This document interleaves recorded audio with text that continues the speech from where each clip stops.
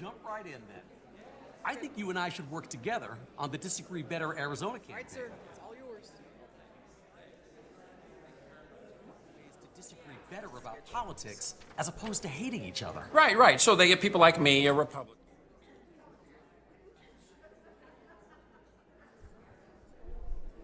Well, good evening.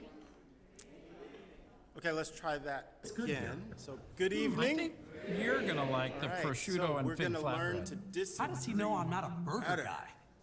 Oh, I see.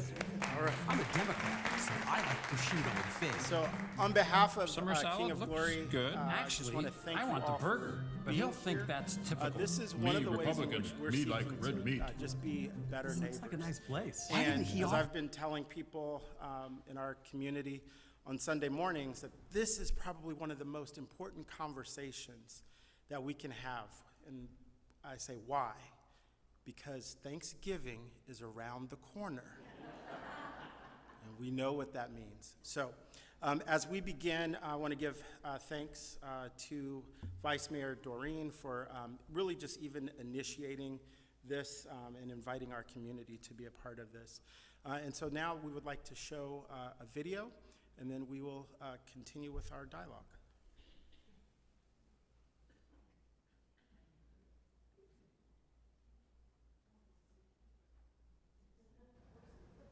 Thanks for meeting with me. Well, thanks for coming to Mesa. I'm excited to hear what's on your mind. I'll jump right in then. I think you and I should work together on the Disagree Better Arizona campaign. Oh yeah, I've heard about that. Their concept is we need to find ways to disagree better about politics as opposed to hating each other. Right. So they get people like me, a Republican, and you, a Democrat, to model how to disagree better. That's it. Hey, I'm on board. I love this idea. Gentlemen, Can you give us just a minute? Sure. What's good here? I think you're gonna like the prosciutto and fig flatbread. How does he know I'm not a burger guy? Oh, I see. I'm a Democrat, so I like prosciutto and fig. Summer salad looks good. Actually, I want the burger, but he'll think that's typical. Me, Republican. Me like red meat. Why didn't he offer to meet me in Tempe? Yeah, actually, he probably thought we only had Jimmy John's. He's probably jealous of me. Yeah, I could tell him drive to get it. Jeez, Mason. Get him over it. The last typical Tempe attitude. Oh, I didn't notice you knew downtown. because we've got a lake. Gentlemen, I'm sorry. You're stereotyping each other. Your subtitles are showing. We all see it. The best way to disagree better is to start by assuming the other person's good intentions. That's really the building block of trust and understanding. Right. Thanks for your input. We appreciate that. Really. You know what though? He's right. I agree. I made unfair assumptions about you. And I stereotype you. If we're gonna model disagree better, we really have to go all in. You're gonna get my best effort. And you mine. Disagree better, Arizona. To learn more, go to disagreebetteraz.com. I'll be right with you, gentlemen.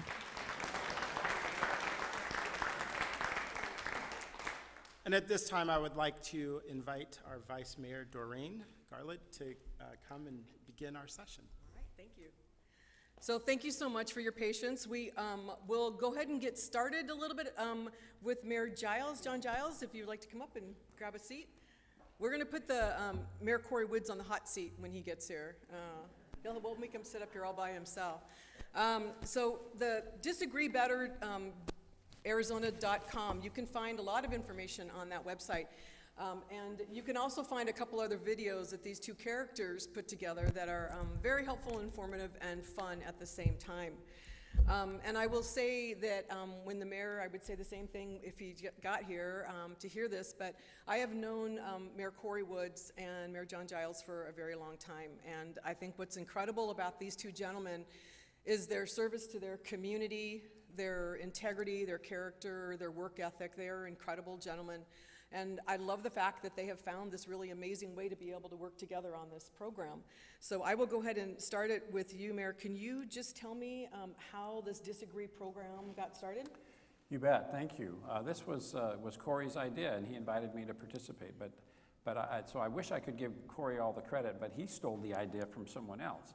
So there is, I think, universally, I think people are having the same experience, you know, of this. It seems like the contention and the lack of good faith, you know, in a lot of our discourse, and just the stress that's on our personal relationships tied to all the animosity, you know, tied to particularly politics right now is pretty widespread. And so it was actually at the Governors Association. There was, last year, the head of the American Governors Association was the Republican governor of Utah, a guy who's known for being very bipartisan. When he was running for his election in Utah, he actually did a commercial with the guy running against him. So he's kind of a collaborative, you know, good faith kind of guy. So he was elected to be the head of the National Governors Association, and he partnered with the Democratic governor of Colorado on launching this Disagree Better campaign. And so they used some resources that they had access to prepare a toolkit for folks that are encountering, you know, bad interactions in their personal lives, and they want to know how, just as a practical matter, what do I do? You know, to the pastor's point, it's Thanksgiving, and your weird uncle is there with his MAGA hat on, and maybe that's not your cup of tea. How do we live with each other? And how do we, particularly people that we love and respect, and you know, we want to be able to say, let's take the things that we disagree on and put them to the side and not have that poison our relationships. So there are some very practical tools on this website that the Governors Association started, and Corey and I have contributed a little bit to those materials and just brought them into, you know, there's now a Disagree Better Arizona website, so that you can access those tools and maybe prepare for avoiding some conflicts in your life, or if you have some existing conflicts, it'll kind of help you maybe know some tools that you can do to rehabilitate any damage that may have occurred in the relationships you have, and hopefully have a smoother Thanksgiving meal. And I'd like to introduce his partner in crime, Mayor Corey Woods of Tempe. My sincere apologies for being late. Traffic can be a little crazy this time of day, so appreciate it. Thank you again, Vice Mayor, for hosting, and Mayor Giles, thank you for being here as always. Of course. Yeah. So we've already shown your interesting video of the two of you having lunch, so we've already seen that video. That was a very fun video to shoot, I should say, too. But I actually really do like prosciutto and figs, so. Just so you know. I'm a red meat guy, too. So I went on your website today, and one of the things that I pulled off of there, it says, according to Pew Research, 65% of Americans report feeling exhausted by politics. 1 in 3 people report cutting off communication with someone over political differences. 43% which stopped speaking with a member of their own family. This division doesn't just strain personal relationships, it also and hinders our ability to work together towards common goals. So it's one of the other wonderful things and reasons why they brought this together. So Mayor, we were just talking to Mayor Giles about how this got started. So I have another question for you. Part of disagreeing is also trying to find ways to, the Disagree Better, not to be angry at each other, to find consensus. You seem to be very good at being able to find consensus that I have watched as one of your council members. Why do you think that's important, and what do you do to make that happen? Well, first of all, I have to thank my parents, who are not exactly here this evening, but I want to thank them for instilling that in me. Their perspective when I was a child was always, you're allowed, Corey, to believe whatever you want, provided you can actually back it up with facts and evidence. You can't just go watch TV, and there weren't cable news networks at that point that pumped out stuff 24 hours a day. TV actually had dignity back then. It actually shut off at midnight, as a lot of you remember. But nowadays, I mean, you just have some of the same stuff on constant rotation, 24/7, 365. But my parents' whole perspective was, whatever you want to believe, it's fine. But you just have to make sure you can back up your positions with a coherent argument. And so from my perspective, that was what taught me very early on, the notion that don't just immediately jump to conclusions because someone has a difference of opinion than you. Try to understand where that person's actually coming from. We've all grown up with different families, we've grown up in different environments in different parts of the country with different religious influences and a whole host of different factors. So what I try very much to do when someone has a different opinion than me is I try to figure out where they're coming from and how that opinion might have formed in their mind. It doesn't mean that I might completely convert over to where they are, and they may not come over to exactly where I'm at. But at least if you're approaching it from the perspective that we're all human beings, we're all just simply trying to do the right thing or to follow our own values or our own ethics or our own goals, it typically takes a little bit of the sting out of things. But if all you do is dehumanize someone to be a two-dimensional figure, and you say, well, this person's trying to do this because they're trying to destroy the city of Tempe. I don't think anyone wakes up, whether you're a council member or a resident of the city of Tempe, thinking, how can I destroy the city that I live in? No one thinks that. Well, maybe a couple people, but most don't. You know, so the fact of the matter is, it's just they may be coming at something from a different perspective than me, and it's actually, from my perspective, worthwhile to try to figure out exactly where they're coming from and have a real conversation with them, because once we begin to understand one another, it doesn't mean that we're necessarily going to come to an agreement on exactly what that issue or that policy prescription is, but at least we both understand where we're coming from, and that's, I think, how you don't lose friendships or relationships over talking about politics or anything else, frankly, for that matter. Yeah, I appreciate that, and it's kind of leading into Mayor Giles. You know, we talk about the national politics, but local politics and getting things done locally is really important, and that's what you gentlemen have been doing for a really long time. Why is it important to build partisan coalitions to get things done at a local level? Well, I think local politics, I mean, and when I say local, I'll be more clear. City politics in Arizona is, for the most part, nonpartisan. There's 91 cities and towns in Arizona, and all but one do not have partisan elections. And ballot measure, Prop 140 on the ballot this go-around, that would actually make, kind of extend that model more broadly, so that we don't have partisan primaries. But for cities like Mesa and Tempe, we are, I think, if people want to know what our party affiliation is, they generally know, but it's not, we don't run with R's and D's, by our name. And so when you're sworn in as a mayor and a council, you don't have this baked in, team thing going on, where these guys' job is to prevent those guys from being successful and vice versa.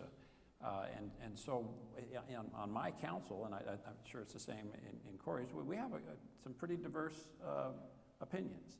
I have progressive Democrats and conservative Republicans. In Tempe, I'm sure you have progressive Democrats and slightly less progressive Democrats. and we all have to get along, right? And so, but we get along extremely well as a council, because frankly, we just focus on, what's in between the 40-yard lines and working on those issues, those things that we want to problem solve on. There's just no time at the end of the day to say, gee, what could we get really mad at each other about, and disagree over. So that's a great model, and I'm excited with that. We're not here to campaign for any propositions, but Prop 140, I think, would kind of take that local, nonpartisan attitude and try to expand it, use that as a model for more, figuring out how to get less extremes and more people that are focused on consensus building. Great, thank you. Can I add one thing about council life? One of the interesting things about being a mayor, too, is that there are different forms of government in different parts of the country. So there are forms of government that are called sort of strong mayor forms of government, where you don't have a city manager who basically runs everything. You might have a city council, but the mayor isn't even technically part of the city council. And I talk to mayors who say, I don't even go to my city council meetings. Like, I let them do whatever they're going to do, and then I come and deal with it later on. But that's not the way the systems work in the state of Arizona. We have what's called a council manager form of government. And the benefit of that, from my perspective, is we have the ability to, as mayors, to work with our council colleagues to figure out what consensus looks like and what's truly in the best interests of the community on a very nonpartisan basis. There's not a situation, I've seen other mayors who have these strong mayor forms of government where they can basically say, well, the council's putting forth a budget, but I can just veto their budget. I can't veto anyone's budget.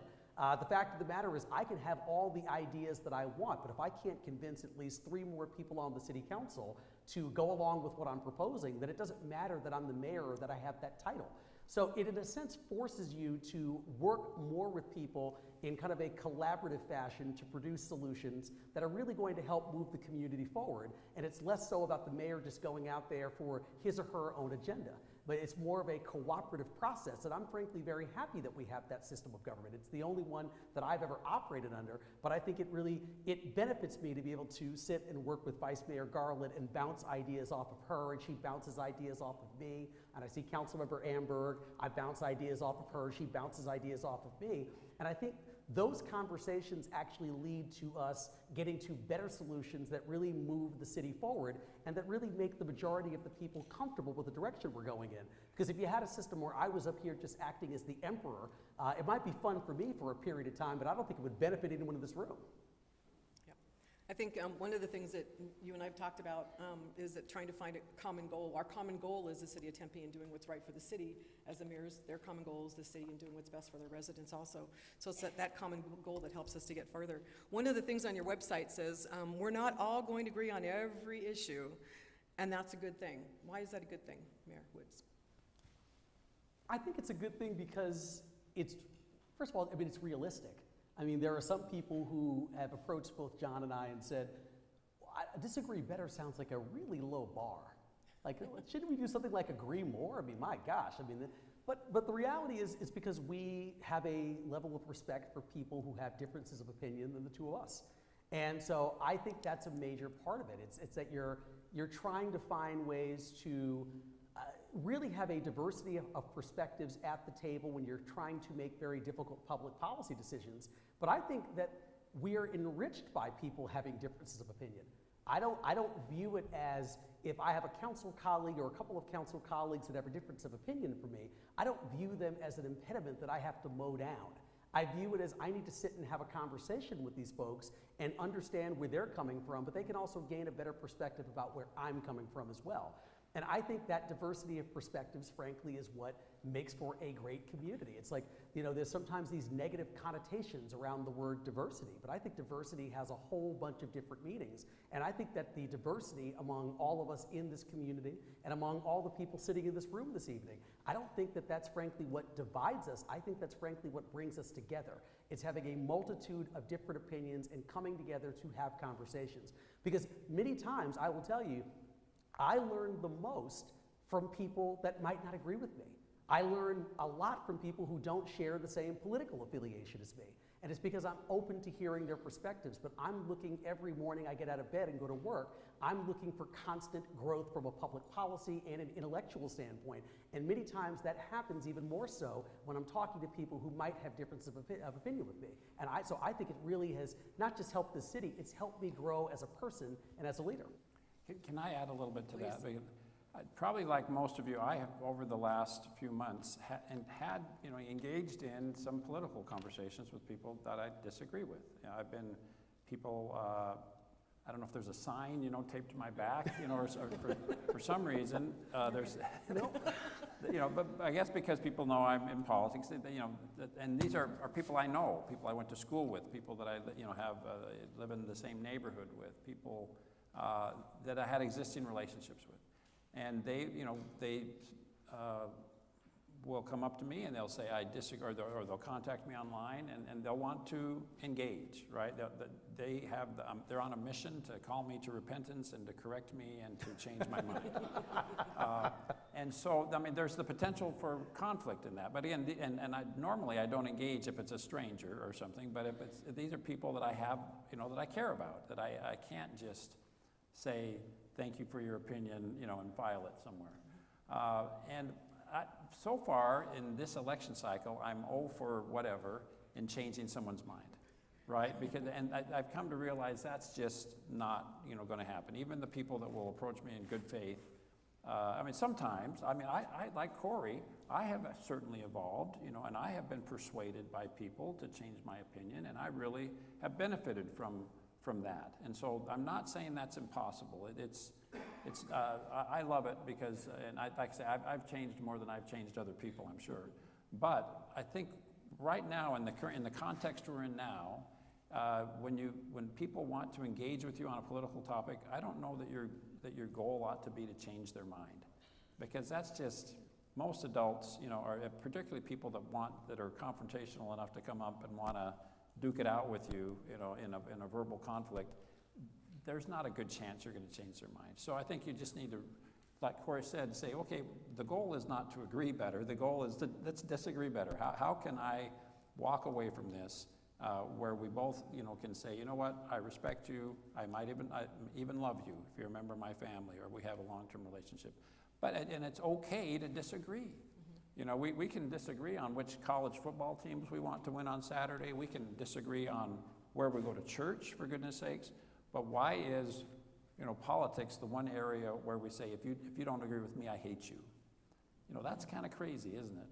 So I think we all need to just realize that, again, it's okay to disagree. I can love you, I can respect you, and we can just change the subject. Listen and be respectful. Yeah. There you go. Well, it kind of leads into the next question I was going to ask you, which is, what's the best way to diffuse a conversation that you see turning into a heated disagreement? Yeah.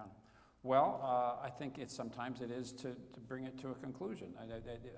Some of these interactions I've had with people, I remember on one fellow I got, you know, a 5-page email. This is a guy that I went to high school with that I know he's a little extreme politically, but I can, in spite of that, he's my friend. And I wrote him a short response, and I said, you know what? Obviously, politics is not our love language. Let's talk about something else, right? And 2 days ago, I was walking out of the gym, and a woman walked up to me, and she said, "Do you know who I am?" I said, I mean, she reminded me, we went to elementary school together, and I love this woman, you know. I can pull out my photos of elementary school, and there she is. And she just lit into me and, you know, told me how wrong I was. And I knew that I was not going to change her mind. And I knew also that she came and found me because she cares about me, you know. She has a connection to me, and so it's not, it was not an evil intent for her to come up and challenge me on this. So I finally just had to say, you know what, I love you and I respect you, and it's okay to disagree about politics, and gave her a hug, and that was the end. But so, I mean, you got it. It's a situational response, right? There's a guy in my neighborhood who's a brilliant attorney. I professionally, I mean, I'm an attorney, and I've called him countless times over the course of my career to ask his advice because he's smarter than me, and I really admire him. But politically, you know. And so he lit into me online, right? And he sent me this long email, and I said, you know, I can't just blow this guy off. So I engaged, you know, and I was like, we were going tit for tat on this and that, and he wasn't taking it well, you know. And so that was a lesson to me that, you know, rolling up your sleeves and duking it out with people, probably not the right, you know, that's not what's going to happen. So, but to answer your question, I think a lot of times, rather than being confrontational, if we ask questions, that's one way to kind of maybe lower the temperature, you know. And a lot of times by asking questions, you know, you can communicate how you feel, or you can just give sometimes the fallacy of their arguments, you know. If they're sincere questions in particular, you know, maybe you should go into it with an open mind and say, wow, that's a pretty extreme position. I don't know that I think that's factually accurate. Let me ask you some questions and see if you really think that's factually accurate. So, but again, to do it in a non-confrontational, good faith, you know, approach is and then know when to say when. You know, 99 out of 100 times the goal is not to change the other person's mind. It's just to try to improve the relationship. Jim, you want to add that? Yeah, sometimes you just have to know when to tap out. It's true, though. I mean, he's completely right. I mean, I many times, if I'm having a conversation with someone and I recognize that we're not going to ever come to a place of mutual understanding, at some point I just sort of say, look, we're not going to agree on this. And it's okay. I don't mind. It's not a problem at all for me if it's not a problem for you. My best friend from back in New Rochelle, New York, that I grew up with, he's my longest standing friend. We don't agree on politics at all. We are as far apart as two people could possibly be. But most of what we talk about when we see one another is, where are the good restaurants that we've been to lately, and how is his wife, and how are his kids, and I'll go in the backyard and play basketball with his boys, and we'll talk, and we'll show photos of when we were both kids playing baseball together in 7th and 8th grade. And so that's what we tend to sort of focus on, is kind of taking a walk down memory lane and sharing a lot of nostalgia with one another. But we don't seriously sit around having political conversations about things, because we recognize that we're on very opposite sides of the political fence, and that's okay. So we've just chosen to still keep our relationship, but talk about different things. And I don't think that that's necessarily avoidance. I think sometimes it's just maturity to understand that we have a long history, we are good friends, we do deeply care about one another, but perhaps for the good of the relationship, we probably shouldn't talk about politics or public policy. And I think sometimes that's just fine. Then there are other people that I don't have, so I'll use an example, and I'll actually call this person out by name. But you know, one of my really close friends is one of our former council members, Ani Shakurjan.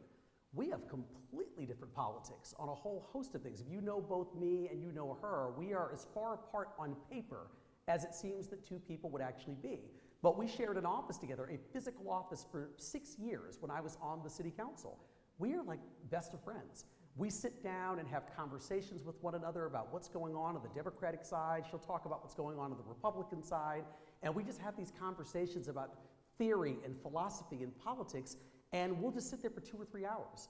And people sometimes wonder, like, how are you two such good friends despite being very, actually I should say, on local issues, we're not very far apart at all. We worked together on a ton of things during the 6 years that we occupied that same office at Tempe City Hall. It's just on sort of state and federal politics where we tend to divide a little bit. But at the end of the day, I think what really has really bound the two of us is we have a deep personal respect for one another. And you know, she sort of is like a mother to me, and I kind of am like another son to her, and she's told me that many times. And so I think that's what's really kept us together as longtime friends. Even if you look at, you know, two people on a piece of paper, you would say these two couldn't be any further apart, but in actuality, we couldn't be any closer. And I'm very thankful to have her in my life. That's a good one to mention. She's the one who talked to me a lot about the importance of getting on council and really looking at building consensus, and that's one of the reasons why she said she just loves you to death. So this is for either one of you. Another thing that I found on your website is there's a link to do volunteer opportunities and activities in each one of your cities. Is that because the important thing, or something that's important with this disagreeing, is being able to come together, build relationships, and then go from there? I'm just curious what your thoughts were. I think it really is. I mean, I think one of the main reasons why we wanted to do this together was to inspire others to go out there and have conversations with their family and friends and neighbors about how we all can disagree better. I don't think anyone really enjoys the level of hostility that exists in today's politics, especially on the partisan level. It's not, I don't think it's good for the community. I don't think it's good for our state. I don't think it's good for our country. And so from my perspective, we should have the ability to have these conversations without falling out with one another and without losing personal and professional relationships. So, you know, I really would love people to go out and engage with all of these people that are around them in their lives on a regular basis and talk about that. And it's not, and look, I'm not perfect. I sometimes fall very short of my own goals, and I can be snarky at times and get frustrated at people and say things that I probably shouldn't say. So this is not to paint myself in some way where I've got some kind of halo on my head. I most certainly don't. I'm a human being like everyone else. But I think it's just trying to keep this whole concept as a North Star of civility and what that means in our political discourse. Regardless of where we might be on the political spectrum, I just want to make sure that we're able to have conversations and people don't say things to me like, I can't talk to my neighbor across the street anymore, or I stopped going to Thanksgiving dinner because it just got too uncomfortable. Like, we should all be able to have Thanksgiving dinner together. I mean, like, we should be able to get through a couple of hours. So yeah, I would love for people to take a lot of what we talk about here, but also what's on the website in terms of information and a toolkit, and really take that and spread it out to the broader community. I think we would all greatly benefit from it. You know, the thing I would add to that is one of the things about the current political environment that really bothers me is the way we've demonized each other. And both sides have absolutely convinced their hardcore, you know, base that if the other side wins, it's the end of our country. Right? I mean, you hear that on both, you know, both networks, right? That this is the most important election in our lives, and if the other side loses, you know, goodbye America. I mean, so you can see why people get so upset, because they've been convinced that this is an existential threat to our republic. And don't get me wrong, I'm very passionate about this election, don't get me wrong. But we gotta lower the temperature, right? And one way to do that is to see that there are very passionate, very good people that have diametrically opposite opinions from us. And we need to, and so if we're serving, on the same city council, or if we're engaged in projects in the city that we're passionate about, serving people, with some common causes, I think that will open our eyes to the fact that, I disagree with this person, but man, they sure, that they're engaged in good works, that they are good people, and I admire that about them. And so I'll just agree to disagree about some stuff, but I'll put my arms around them and say thank you for your passion. Thank you for caring about the community. So, yeah, looking for opportunities for things to agree on, for things to be passionate about together, as opposed to diametrically opposed, I think is a great solution. Thinking about conversations that you could have, a list of them at the table for Thanksgiving if you need to change it really quickly. We're going to go to a question and answers portion of the evening, and Pastor Charles and I, we're going to be Phil Donahue and Oprah Winfrey, and we're going to run around. So if you have a question, please raise your hand, and we will come out and meet you, and we'll get our gentlemen, our mayors here to answer for us. I just love how you used Phil Donahue and Oprah Winfrey and not like Jerry Springer. So I mean, clearly setting a very specific kind of tone for the conversation. Can I throw this chair? Is it? I have a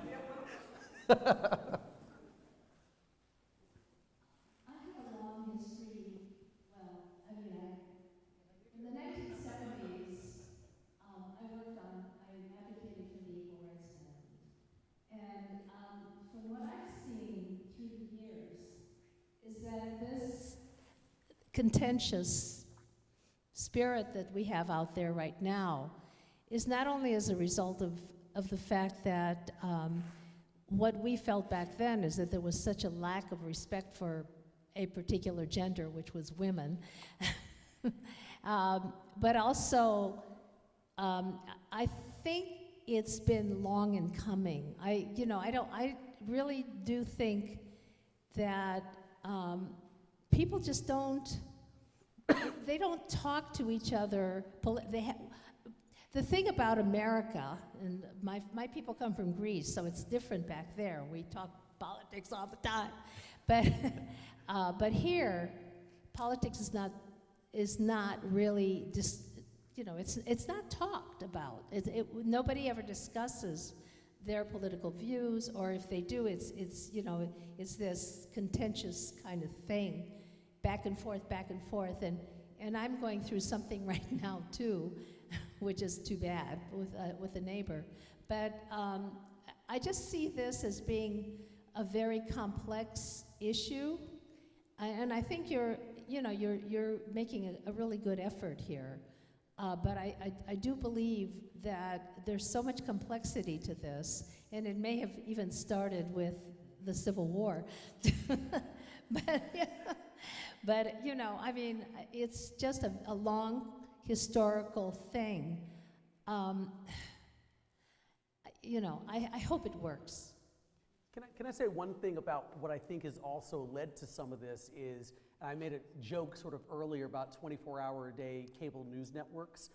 I mean, going back to things that my parents would have told me. I mean, my father's 85 years old, and he would have said, look, Corey, back in the day, we all watched Walter Cronkite. And that was sort of the central place where we got news. So we were all sort of watching the same thing. And we all kind of came away with maybe different perspectives, but we all respected the fact that he was the person who was sort of the arbiter of the news. When I was growing up even, and I mean, I'm almost 46, there were 3 networks, ABC, CBS, and NBC, and that's all we had. And so I remember watching, Dan Rather or Peter Jennings or Tom Brokaw, and they were pretty much the 3 people who got to report the news, maybe Ted Koppel if I was up late, way past my bedtime. And now you have a situation, though, where you've got CNN, MSNBC, Fox News, Newsmax, OAN, all of these blogs, and I mean, I'm not even getting into the whole concept of misinformation and disinformation, and how hard it is for people to extrapolate the truth from what they're actually seeing on TV or reading. So I think that's also become part of the challenge, and why we see greater polarization now is because you don't have those sort of 2 or 3 central repositories to get information. There are so many places that people can actually get their news from. I mean, I talk to my entire staff in my office who are all in their 20s, and most of them get their news from X or Twitter or TikTok. I'm still kind of old school. I read the paper. I read the Arizona Republic. I watch CNN. Like, that's where I get my news from. But they're watching TikTok to get their news. And so I'm not saying there's anything wrong with that, but it means that we're watching things and reading things that are totally different. And so sometimes when I don't understand what they're talking about, it's because they're like, you're not watching the same news sources that we're watching. And so that's why you may not be outraged about the things that we're outraged about. So I think that's also what's led to people being even more, far apart and more polarized, is there's so many places that you can get news and information now, and it's just coming from every which direction, and it's hard for people to figure out what's really true and what isn't. Hi, Mayor Woods and Mayor Giles. Thank you both so much for doing this. I'm grateful that I could sit here and listen. But my question is, what do you think about engaging people in politics to begin with? Like, I know a lot of friends of mine don't even want to talk about politics, or they don't even read the news because it just feels very existential or like a very heavy topic. And I've even heard of people who are just opting out of voting altogether because they just don't feel like they can even participate in the system. So in order to even have these conversations, what would you say about engaging young people and people in general with even wanting to talk about politics? Thank you. I hope it's not so bad that we can't have political discourse anymore, right? Because that's necessary for our country to function and for us to have informed electorates. And so I think you really have to take the temperature of the people you're dealing with. If somebody, again, I keep using the word good faith, but I mean, if you have people that are genuinely curious, I mean, I get people calling me now. We got this 4-page ballot that we're all working on, right? And so I've got friends and neighbors calling me and saying, hey, Proposition XYZ, what do you, I can't figure this one out. So, I mean, so there's a lot of good discourse that is important and going on right now, and it's not contentious, and that's wonderful. Right, so I think we shouldn't be so gun-shy about talking about anything political that we lose that, because that's critical. But I think you need to be careful. If you're engaging with someone that is that there's some anger involved, there's some you're dealing on an emotional level, you're probably not going to change their mind. They're not coming with an open mind to be seeking information. They want to have a fight, and my personal experience is that generally doesn't end well. Hi, Mayor Woods, Mayor Giles, thanks for being here this evening. My question is, I think most people in this room know that you both are supporting the same candidate for president, and I think sometimes it's a great idea to disagree better, and my struggle is that you had another side that literally tried to overthrow the government of the United States. And it seems like half the country thinks that January 6th didn't happen. It was a beautiful day, to quote other people. And I just think, how do we try to get across that? Because I feel like in times in the conversation, I feel like there's a both sidesism, where there's one side that literally tried to overthrow our Constitution, versus other candidates. You have Al Gore, who presided over his own loss in the Electoral College, on January 6th of what that would have been 2001. He handed power, didn't try to do anything. So what do you see trying to go through that when you have that kind of this really stark division between both parties? Thanks. I think your answer would be far more interesting than mine on this. Well, it's very, you're right. I think we feel like, regardless of where you are on the political spectrum, you're there for a reason. You've convinced yourself you're right, and a lot of times we're great at reinforcing.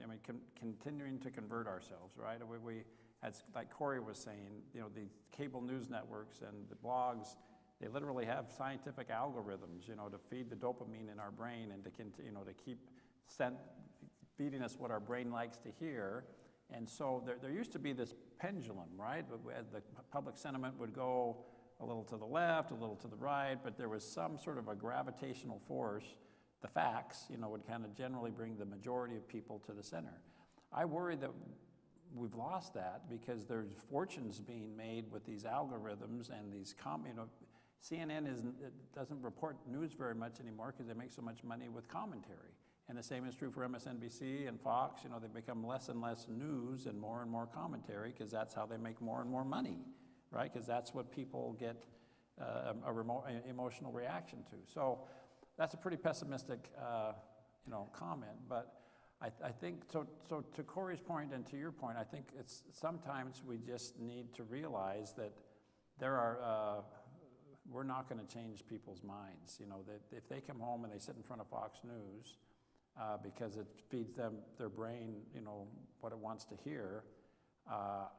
Am I going to be able to convince that person that January 6th was a travesty and those people are rightly in jail and they shouldn't be pardoned and all of the things that I believe to be true?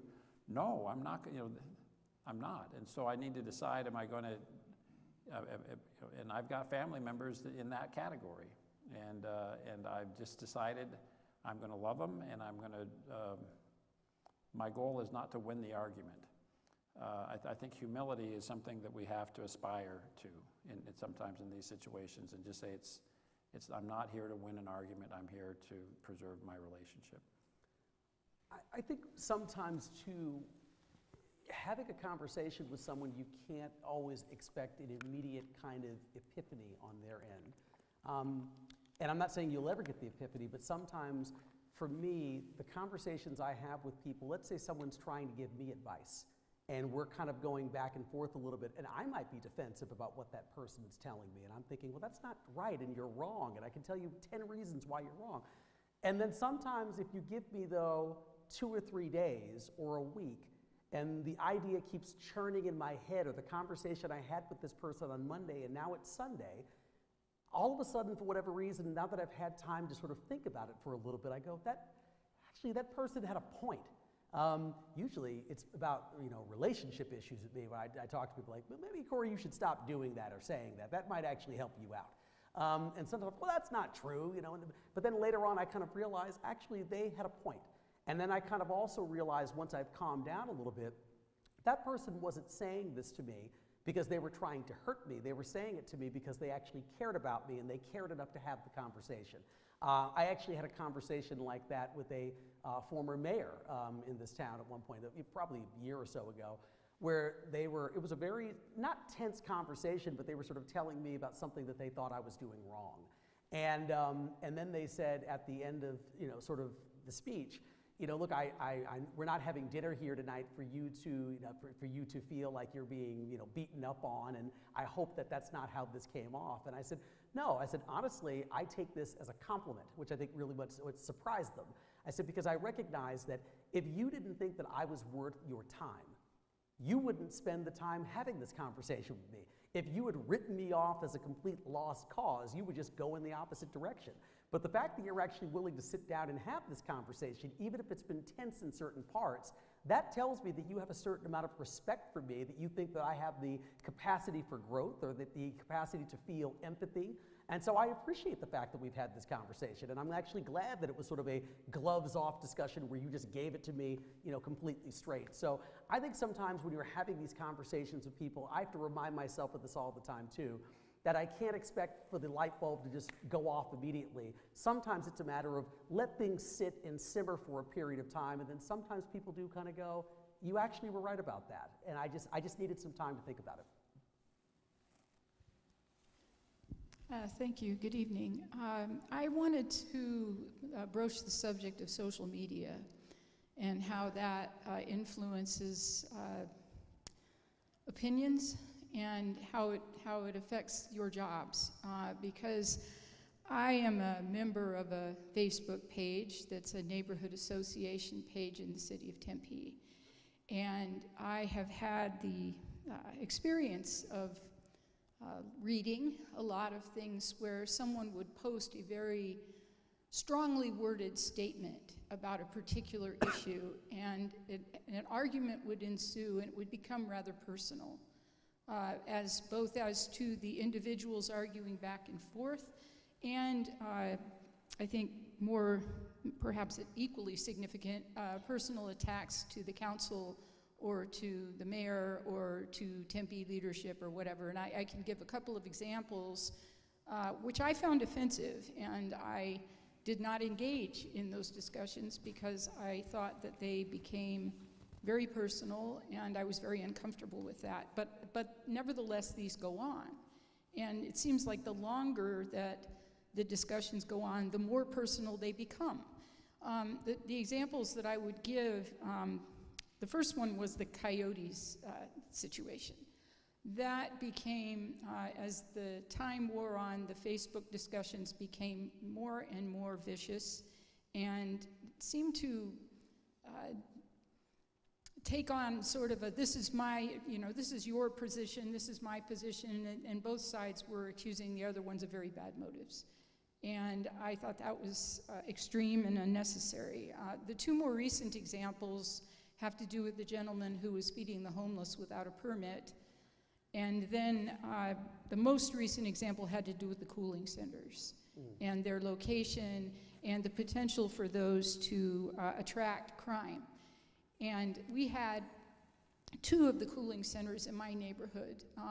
They were both at churches. And this was the one time when I did comment.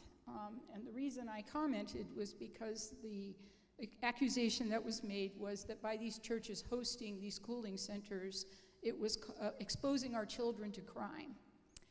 And I could not help but say that the people who need these cooling centers when it's 117 degrees outside need to have a safe place to go. And these churches have offered their facilities to do that, and we should allow the city and the churches to work out the necessary details to allow that to occur. It seems to me that there is a quick rush to judgment on these social media pages, which is followed by sort of a groupthink, where you have two sides that develop, and a lot of the time there's a lot of black and white going on, and I use that term very loosely. There's no racial component to that, but the fact is that there is no room for middle ground. So I guess what I'm asking you all is, how do you deal with these social media outlets, whatever, that cause, I think, more rancor than they do good a lot of the time? Oh, we could have an entire evening conversation about this. I really appreciate you bringing that up. Also, I know exactly what group you're part of, but I'm not going to say it to protect the innocent. As long as I was just the whole time going, I'm going to figure this out at some point. She's going to say something, and I'm like, got it. Yeah, I think that, so one thing I will say, and this is not sort of casting aspersions about any person or any group of people in particular, but I think it really is important when it comes to a neighborhood Facebook page or Nextdoor page. It's very important who the moderator is, because many times the moderators have the ability to set the example for what the tone of the conversation on the page is going to be. If you have a moderator that basically says, look, I'm not going to tolerate going after the mayor and council in personal ways. It's one thing to criticize a policy decision, but to get to a place where you're sharing memes about them that are nasty or just saying horrible things about them as human beings isn't appropriate. But what saddens me anymore is not much more is not the stuff even that comes at me. It's when I see neighbors fighting each other. I kind of understand that I got into this line of work, and so in a sense, I understood that I was opening myself up to getting a lot more public criticism than a private citizen. But what actually hurts my soul is when I see residents fighting with one another over a Facebook page, which just seems completely counterproductive and isn't helping to solve the problem that's in front of them or the challenge that they're facing collectively. So so from my perspective, I think one, having a moderator who's going to set the tone from the very beginning to say, look, this is a place to talk about issues in our community and in our specific neighborhood, or a place where, hey, you need help, getting a gardener, or you need a house painter, or I have a tortoise I'd like to give away. I mean, I love seeing that kind of stuff on social media pages, which is people just building community with those around them. But I think that the moderator can set a very strong tone in terms of these are the kinds of conversations we're going to have here, and if the conversations begin to get too personal, I'm just not going to tolerate that. We're going to shut this down because we need to be neighborly to one another and not just be sniping at each other. Going back to your whole thing regarding to like the Coyotes project and things, I'll tackle the elephant or the coyote in the room. I feel the same way. I mean, my personal perspective about that is I have friends who were on both sides of that issue. And as a matter of fact, I will point this out very publicly. The majority of the people who actually were on my senior campaign staff opposed the project, even though I was for it. But the fact of the matter is, we got to places where we had a mutual understanding of the fact that I understand where you're coming from, and they also came to understand where I was coming from, that I was spending a lot of time working on something, and I had developed a different point of view. But I respected the fact that they were coming from a very different place on this, and they were getting different information and just arrived at a place of saying, I don't think this is good for our community, or I don't think that bringing this kind of development to the city of Tempe is a long-term net positive. And that's fine. And I have tons of friends who are on the opposing side who I'm still close personal friends with to this day, and who I probably talk to every day or every week or every month. But I do think that taking things to a place, whether you were for or against that deal, to a point where I can no longer have a conversation with you. It's a project. It's a development project. I didn't come over and steal your dog. I mean, you know, it's like, I think we have to get to a place where we understand that these are matters of public policy. They're issues that we're, of course, allowed to feel deeply passionate about, because we're all very passionate about our community. But I don't think that that kind of situation, talking about the Tempe Entertainment District, or frankly, any other project that comes in front of the City Council, should cause you to hate me personally, or should cause me to hate you on a personal level. I think that that's a sign of, unfortunately, some of what's going on from a societal standpoint that we have to do our best to reverse. Because I don't think, once again, I don't think that's good for the community, I don't think that's good for our country, and I don't think that's good for the world. So I think we have to have the ability, especially when it comes to matters that are really just business, even if we feel personally involved with those things, to not tear each other apart. I just don't think it's necessary. As someone who lived through that, and someone who actually lost friends over that, that I never would have foreseen happening when it all first started. It's sad to me, but I think that we all have to just pledge to do a little bit better moving forward. The only thing I'll add is never read the comments.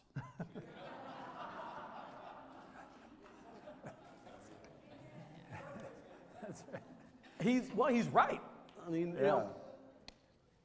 reading the comments at times is, and I will say, it's human nature, and that is the tough thing. I mean, we as mayors of Arizona cities, we don't many times have 10 people in our office who, you're the constituent services person, and you're the communications person, and you're the social media person. We're all trying to do a whole lot of jobs with a very small group of dedicated staff members to our respective offices. And so I struggle with it because I many times do manage my own social media pages. So as much as sometimes I will tell myself, don't look at the comments, Corey, don't look at the comments. I still can't help it, but look at the comments. He's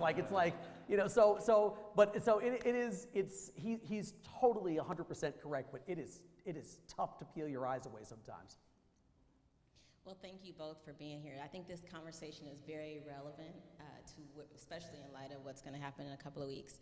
So my question to you would be, is Disagree Better, do you have any plans to bring that into the schools? And the reason why I asked that question is because as a former educator and leadership development coach, I find that I could have two students in a room and they could disagree and stand on one side or the other, and then I could say to them, what's the third option? And there would be more open discussions. Or I could ask questions from a how or what perspective versus a why, and I get more feedback from the students. And what I'm learning is adults right now are just big kids, right? We all want to draw a line down the sand and just stand on our respective sides. So do you have any plans to bring Disagree Better into the schools? That's a great great suggestion. We need to model good behavior. Right now, adults are not modeling good behavior for our children. And so I would feel a little guilty about, saying, hey kids, let's, it's hard to find good examples, to take to a school curriculum. And there's so, right now, particularly in the East Valley, I mean, we're having a big debate about violence, among teenagers, and this, there's this unchecked, ferociousness on social media that is just kind of shock and awe, and I mean there's a lot of healing that needs to be done among our young people, obviously. So we do need to figure out how to, and school districts, if you think city council meetings are rough, my gosh, our school board meetings are embarrassing. That's where you're seeing even more hostility than in city council meetings. So it's a bad situation, and we do need to tie a knot at the end of our rope and figure out what to do as adults, but also how to model some good behavior for our children. It's such a volatile situation in school districts right now. We're just trying to figure out how to get through this election, how to get through the hostility we're seeing at school board meetings and city council meetings, and then hopefully there's some healing that can take place and we can find some models to take to the school districts. So thank you for having a keen eye for the obvious, that we need to, that this is a relevant discussion for adults, but it's also a relevant discussion for teenagers. I would say that the two of you are actually setting a very good example that would be perfect for the kids. You're doing it for us, and I think you'd be perfect in that way also. Your question, Ryan? Hey, good evening. So I think it's human nature to want to be heard, want to be understood, whatever you want to call it. And so you guys have done a great job of saying, okay, when somebody's coming up to you, you guys are doing a really good job, I think, of helping people feel understood and feel heard, because I think that's a lot of what your job is, right? When you hear a lot of the different comments, you have to let them feel, hey, I heard you, I don't disagree, or I don't agree or disagree with you, but I heard you, right? And so I think we can all do that as well, but on the flip side of that, because we're human, we also want to be heard. So what are some tips, and maybe you guys have some of this on the website and I haven't checked it out yet, so I'd love to see some YouTube video guys of you guys doing role play or whatever, on maybe how to have some of these discussions with specific topics, yeah. Right? And so, but how do we as individuals, how can we also be respectively heard? Yes, it's important for us to listen, hear, understand, but also we want to communicate with others too. And what's kind of the best way to approach that? I think you've identified a very basic need that we all have. I mean, respect is the word that I think we all constantly need to be reminding ourselves is the person that I'm dealing with wants respect. And so on the occasions that I have engaged with people in an email situation, I know the first thing that I say in every response to these types of emails is, I read your email. Right, because a lot of these emails that they're sending are 5 pages long, or they're manifestos, right? And people have put their heart and soul into it. And the biggest thing I could do to insult them is to leave them with the impression that you're not worth my time. I did not read what you wrote. So I think that, to your point, and you made it in the question, is I think we start with the premise of respect, and we start with the premise of I hear you. And then we can decide to just back away to some extent, and say we agree to disagree, and I'll give you a hug, and we'll get through Thanksgiving. Or, we'll figure out to what extent we can, in good faith, engage and try to educate one another if we think there's a possibility for that. But thank you for the premise of your question, which is people want to be heard.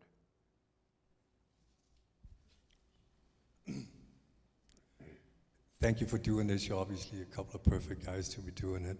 Appreciate it. It seems obviously pretty grassroots. And my question is, given the way the tone and how people are talking to one another and about one another in national politics, which 15 years ago we would have said that is over the line, far over the line. But today it seems to just be given permission to, the Facebook people, the school people, to do the same thing, because nobody apparently does much about it. So it seems like a pretty big hurdle to get over. I think it is a very big hurdle, given a lot of what we've all kind of collectively talked about this evening, with the presence of social media and everyone having a blog and the cable news networks. But I think it's just sort of one step at a time, one person at a time, us trying to model that kind of behavior in our own community, to basically say, look, we're not going to, I don't want to say tolerate, that sounds a little bit too, but we really want to encourage these discussions to be respectful. I mean, I'm kind of going back in my head to the question about the Facebook groups. I really do think that it's not only, let's say, the moderator, but it's also the people who are reading the pages, and I think they also should try to find ways to also take the temperature down. It doesn't have to be just simply the moderator who has to walk around being the referee all the time.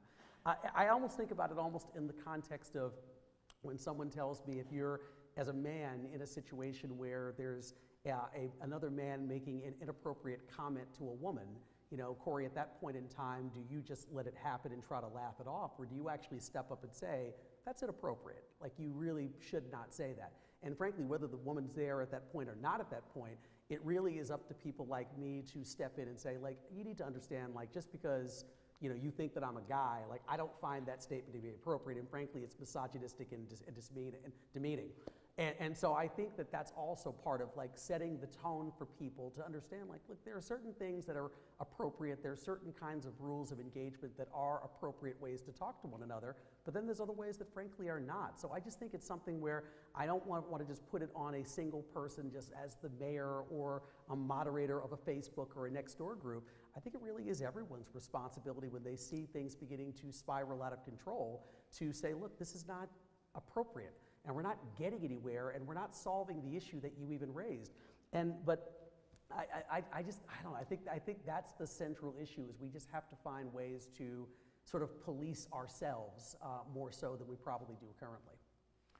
I think Corey makes a great point. I mean, I keep saying, back away, don't engage, and I think that's, I agree with that with myself, but I think it's important that also, I mean, if we're going to reverse, steer this battleship, away from the direction that we're going, you've got to point out, this is bad behavior.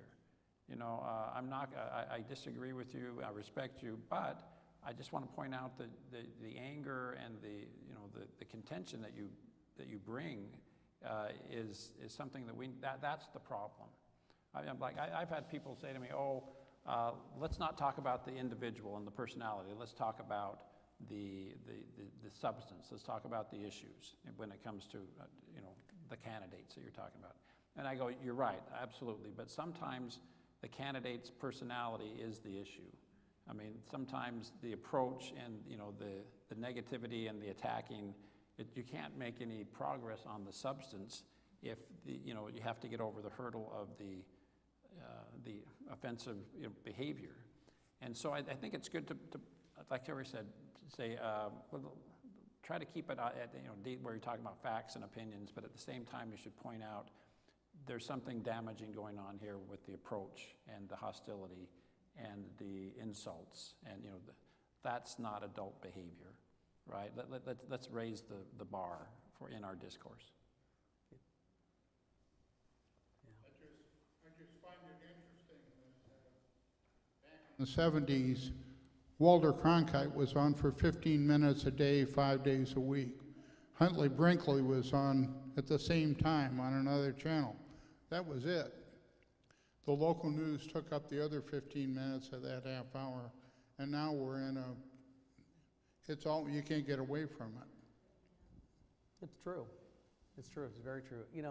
One thing I was going to say, just circling back to the Facebook group thing too, because just some of the things that I also hear as mayor that many times have nothing to do with me whatsoever. I have seen people. I keep going back to the comment about your Facebook group. I've had people many times who will call me offline or text me or send me a private message on Facebook to say, I wanted to talk about this in my Facebook group, but I felt intimidated because of the way I felt I was going to be treated. So I've completely withdrawn from having these conversations. I've had people say things to me. I would love to discuss this issue in my Facebook group, but I've seen, frankly, the way sometimes, Corey, that you get beat up, and I don't want to jump into that line of work. I mean, you decided to run for mayor, I did not. So I'm scared of having this conversation, so I'm just going to bring it to you offline or privately. And so, like, I do have those conversations with people somewhat frequently, and I think that so it is something that really affects people, where if people are being kind of overtly nasty, it does have the ability to squelch honest debate and to keep topics from coming up that frankly do need to be discussed, quite honestly. I think we really should. I want to hear about all the things that are of concern to our residents, but I think that we all have to do a better job of being good to one another, because I think by people squelching topics that they would normally want to talk about, I think means that we're not going to be able to fix those problems if other residents, frankly, are afraid to bring those up in some kind of public forum or even on a Facebook or Nextdoor page. Good evening. There is a rift that's grown in our country that everybody is well aware of. That rift has continued to grow. I'm not afraid of the election. I'm afraid of the day after. You two are gifted. You have awesome ability. You've given us some skills and tools tonight to disagree better. But the day after the election, we're going to have to try and begin to repair that regardless of who wins. And people need to remember and understand that it's not an us versus them, because we are us. We are one.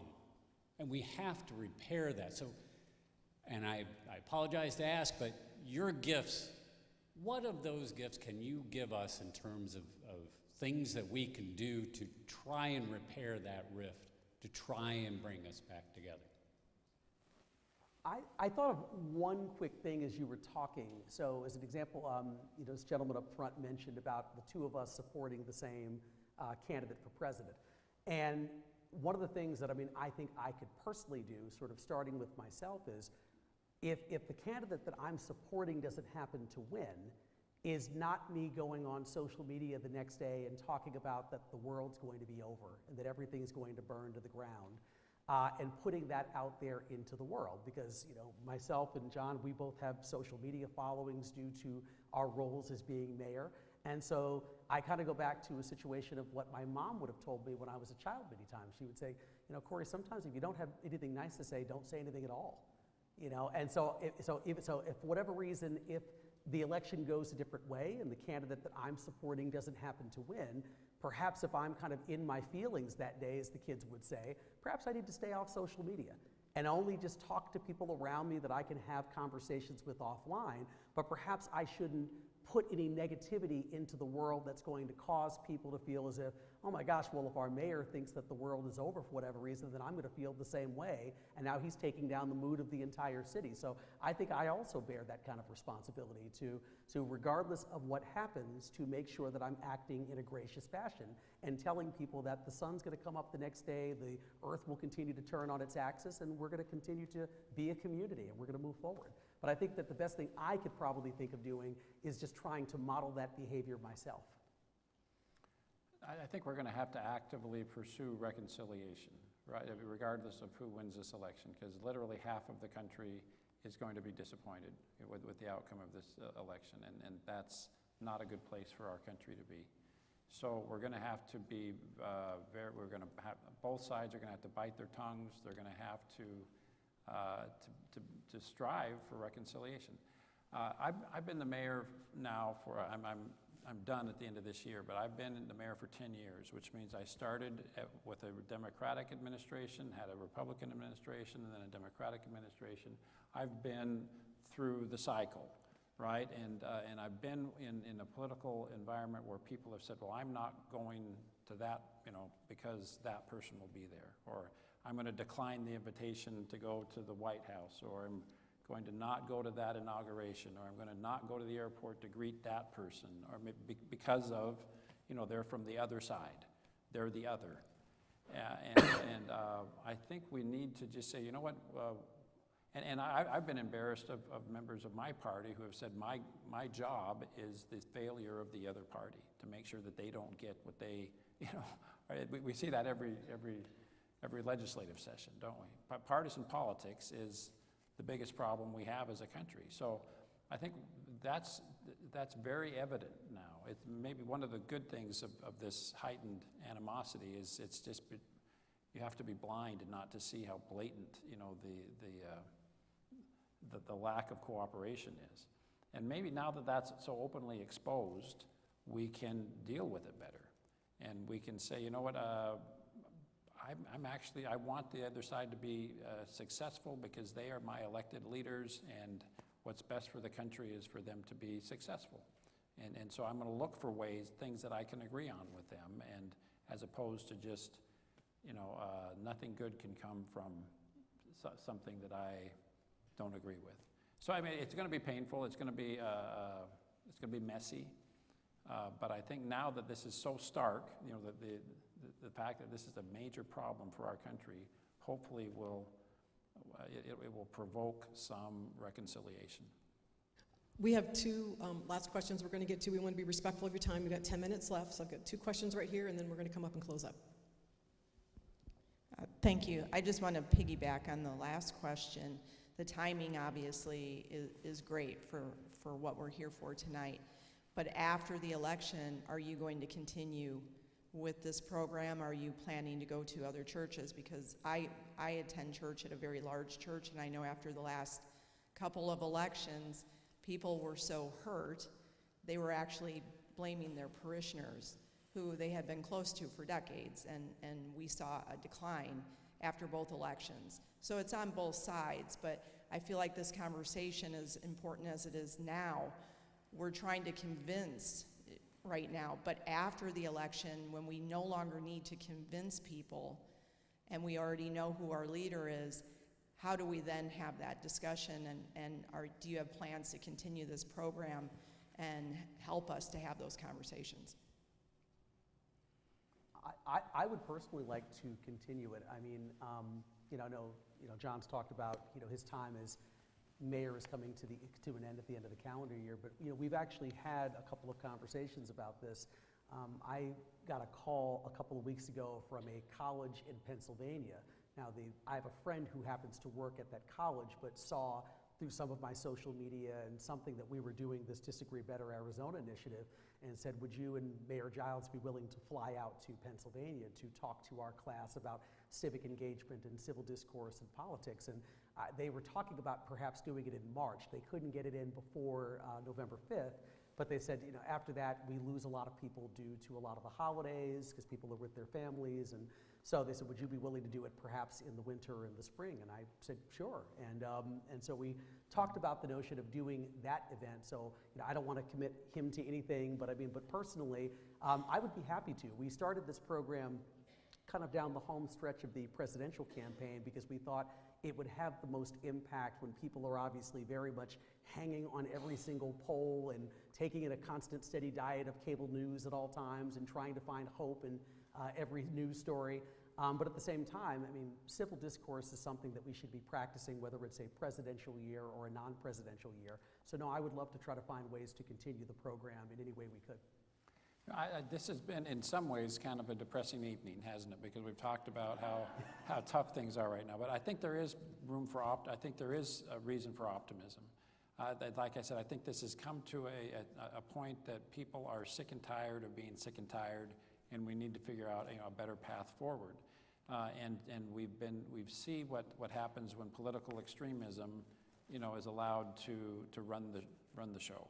It's not healthy, and canceling people, and that's not a healthy political dialogue. So I think that right now we've got something on the ballot, Prop 140, that's going to take kind of de-emphasize partisanship in elections. If that passes, and again, I apologize for preaching, in favor of a particular ballot argument, but if the spirit of that, is what takes over, and people are saying, now we're rejecting political extremism, we're looking for ways to have consensus, the reality in Arizona is now, the independent party is on its way to being the majority party in our state. And I think what that demonstrates is that people are rejecting partisan politics. And so there's a new normal that's on the cusp. And what is that going to look like? But I think it's going to look like something that's more centrist and something that rejects the anger and the emotion and the win-at-all-costs attitude that's been evident in partisan politics. So I'm very optimistic about that. I think something good will come out of this difficult time that we're in. So I'm playing off of this a little bit, and the fact that our founding fathers started with the winner as the president and the loser as the vice. Is there any chance we could ever go back to that and have compromise? But secondly, with Arizona being a swing state and having as much attention as we have had, I've lived here for 40 years now, I find myself very discouraged with the amount of money and energy that has been put into a political thing that most of us feel like we don't have a ton of influence over, when we could have been fixing our roads and feeding the hungry and taking care of Medicare. And is there a way for us to fix this on the national level and make a difference? Because that's like my vote does. Well, you're right. The United States Constitution says nothing about political parties, right? I mean, the political mechanisms that we operate under right now have nothing to do with the United States Constitution. And George Washington and others were very critical and very fearful of exactly what's happening, right? So I think there is room for some significant changes in the way that we do things, and to, like I said earlier, kind of bring things back to a rejecting political extremism and the folks that are driving the bus are the folks that are in the middle of the political spectrum. I kind of wish sometimes, I'm not totally hopeful about this, so I hate to sort of end on this note, but I almost wish we did sort of have the system they have in Great Britain, where it's basically 90 days of all of this. You kind of, it's just sort of 3 months of a real sprint to the finish, but it's not being inundated for a year and a half, 2 years before with tons of political signs and advertising. I have good friends who told me, who live in Arizona, that they never thought they would sign up for YouTube Premium and actually pay to have YouTube, but they were so inundated with commercials that at some point they said, I just have to do this. I can't deal with it anymore. So I almost in some sense wish that we did have a shorter runway to get to the finish line, which I think might help some of the political discord. But I think the challenge is at this point is that so much is controlled by the two political parties that they're very much invested in this system. And so it would take something very big to change that. And I'm not saying that that's not possible. Maybe there is a way to change it. But right now I do feel like it is currently so baked into our system that elections every year seem to start earlier and earlier, and they get more and more expensive every year. But I would almost be in favor of exactly that kind of, let's just do sort of, August, September, October and be done. And so, and maybe the healing process and the reconciliation wouldn't take so long if we didn't all feel so battered over about a 24-month period. Yeah, whew, that'd be great. So I want to say thank you to everybody that's here. I'm going to turn it over to the pastor in just a minute. Thank you so much, Mayor Giles. Thank you, Mayor Woods. And you, just so you know, I started this at the beginning by saying that these two men that I've known for a while have shown character, integrity, and their work ethic and the caring and in service to their communities. And you've shown that to us, and thank you so much for bringing Disagree Better to us. There is information in the back of the room. If anybody would like to grab some, then you can get onto their website. There's some other information that's back there also. But please remember to look at that. If you get a chance, go online and check out their website there. Like I said, there's other goofy videos from these two guys that you'll enjoy. But I just want to say, gentlemen, thank you so much for being here tonight. Thank you. And then I'd also like to say thank you to Pastor Charles Newman and the King of Glory congregation for allowing us to be here and being our host, so thank you. I would like to thank all of you for being here. And as I just sat back and just listened to the dialogue and looked out at the audience, it became very clear to me a couple of things. One is that I'm pretty sure that we have a diverse perspective of political ideology represented in this room, one. Two, you all here are not the problem. So it then leads me to what is our challenge? And I think for us, the challenge is to be intentional. And that's what I see and what I sense they are doing. They are modeling intentionality for how we need to be the example for our children and grandchildren, right? Above the noise of social media, we have to be the ones to be intentional if there is any hope of changing the tide. And so no longer can we bury our heads in the sand. We all have to stand up and be accounted and to be able to be the ones to be able to disagree better and to do better. And so with that, I just want to thank both of you from the bottom of my heart.